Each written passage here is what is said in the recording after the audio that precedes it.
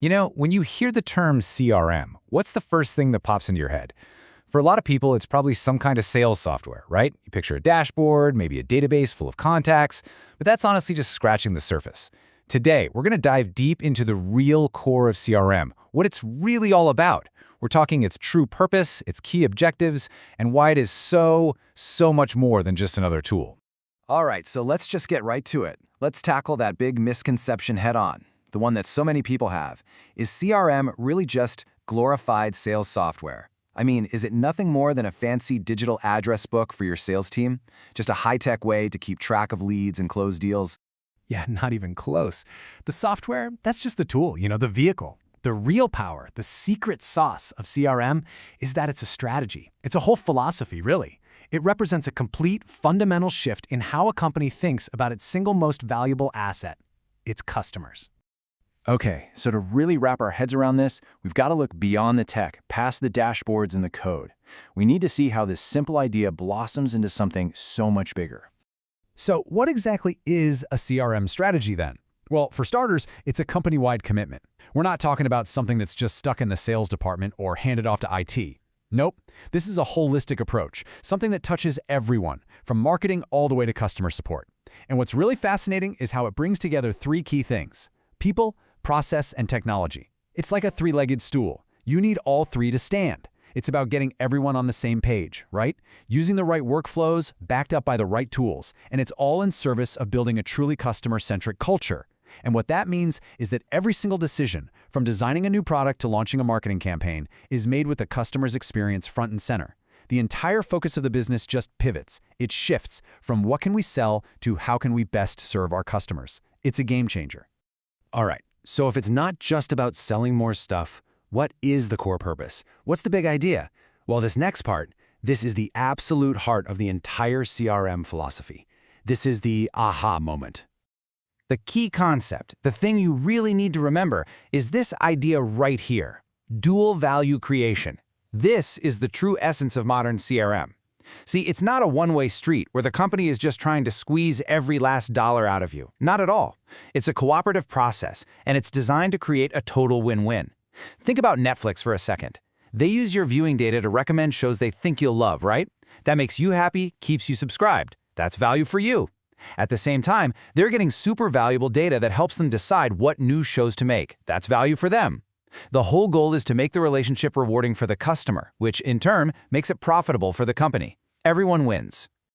You can kind of think of it like a balancing act. Imagine a scale. On one side, you've got the company's investment, all the time, money, and resources it's pouring into understanding and serving a customer. And on the other side, you've got that customer's happiness and satisfaction. A truly successful CRM strategy is all about finding that perfect balance, that sweet spot where both sides are thriving. And this right here, this is a perfect picture of what that two-way street looks like in the real world. For you, the customer, it means you get personalized service. You feel like the company actually gets you. Your interactions are rewarding, and if you need help, the support is top-notch. Now, for the company, all that good stuff translates directly into more profit and, crucially, long-term customer loyalty.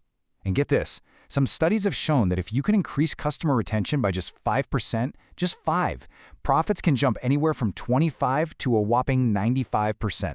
It's truly a symbiotic relationship. Okay, so we've talked about the what and the why of CRM. Now let's get practical and talk about the how.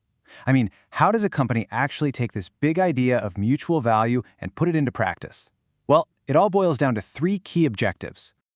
And here they are. The three big pillars that hold up any successful CRM strategy: acquire, retain, and develop.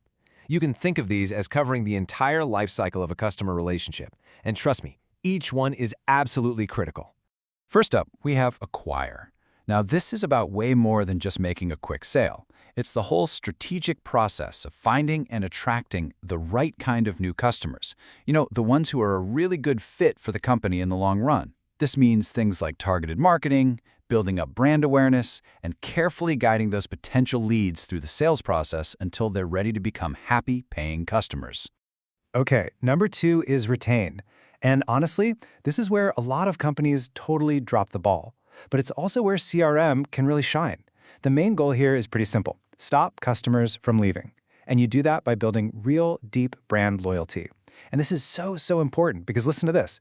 Getting a new customer can cost anywhere from 5 to 25 times more than keeping one you already have. That's a huge difference. So you build that loyalty by offering amazing customer support, handling complaints with care, and just keeping up a conversation that feels personal and relevant. And that brings us to our third and final pillar, develop. This is all about increasing the value of those customers you've worked so hard to keep. By looking at what they need and what they've bought before, a company can spot smart opportunities to, cross-sell or upsell. But what's even more powerful is that this stage is about turning your loyal customers into your biggest fans, into passionate brand advocates. We're talking about the kind of people who will go out and give you those priceless word-of-mouth referrals. They become your best marketing team. So when you put all of these pieces together, you've got the overarching strategy, the idea of mutual value, and those 3 key objectives. What you get is a really powerful transformation. And I think this quote just says it all, doesn't it? The whole point is to turn a customer by chance into a customer with loyalty. It's about taking that first, maybe even accidental purchase and turning it into something real, a deep, lasting sense of loyalty. It's so much more than just a simple exchange of goods for money. So really, the big takeaway here is this fundamental shift in mindset. It's about moving away from just thinking about one-off, short-term sales and instead focusing on cultivating long-term relationships that are actually emotionally developed. That is the real business of customer relationship management. And that leaves us with one last thing to think about. I want you to picture your favorite brand for a second. You know, the one you always go back to time and time again.